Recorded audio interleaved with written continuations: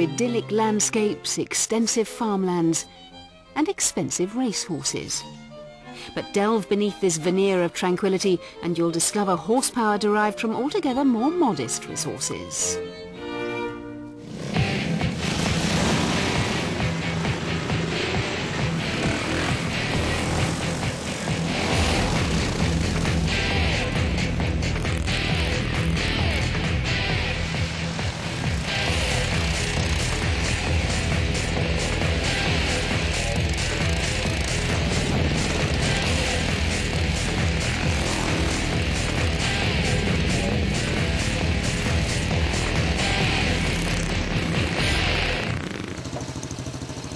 Lawnmower racing has been at the cutting edge of motorsport for decades and can trace its roots back to some hop-induced hyperbole.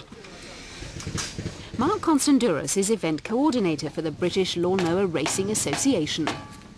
The sport was started back in 1973 in a pub, as one would probably assume, the Cricketers in Wisborough Green, and basically Jim Gavin, who's an Irishman, he used to rally cars across the world, and he said, look, let's just come up with some form of motorsport that's really cheap, anyone can get involved in and has easy access to.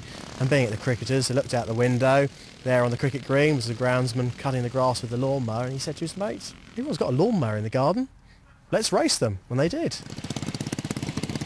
Around 40 Blade Runners descend on the West Sussex countryside for the optimistically billed World Championships. But with competitors from the mowing powerhouses of Belgium and Luxembourg failing to show up for the two-day extravaganza, the championships have a distinctly British bias. One of the sport's stalwarts is Geoffrey Freeman. A publisher from Henley-on-Thames, Freeman raced mowers for over 25 years and is still involved in the scene as a team owner. It's the last outpost of non-checkbook racing. Most other forms of autosport, you really need to have 100,000 quid in the bank just to cover 1 year's racing, whether it be little tiny saloon cars or open wheelers, whatever. Here you can make your own mower and be on the grid, and if you're any good you can be competitive for 3,000 quid, and that'll cover you for 10 seasons. Racing takes place in 4 categories. Group 2's, traditional tow-behind mowers lowered for the purposes of competition. Group 3's, small ride-on garden tractors known as lawn bugs. And Group 4's, larger tractors with an obvious bonnet.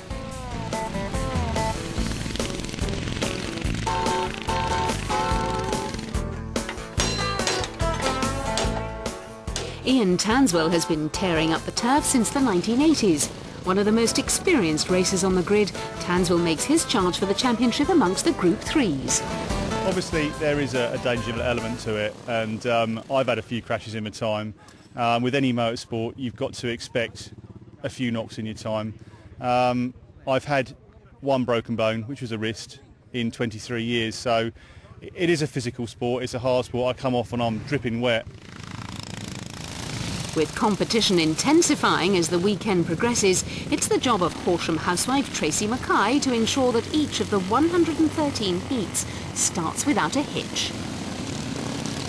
I am an F1 fan, I also like motorbikes, and I have to say lawnmower racing is right up there. It really is. It may not have the glamour or the money, but that's actually what appeals to most people. It's thrilling, it's exciting, they try really hard while they're out there.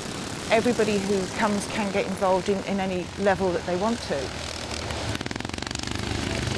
Following 2 days of intractable turf wars, Mark Sanders takes the honours in Group 4 after 3 first and 7 second place finishes amongst his 12 races.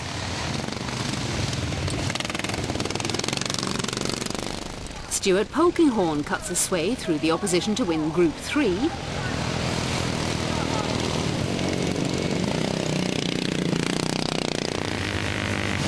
And Mike Cresswell on the number 58 tow behind is crowned Group 2 World Champion.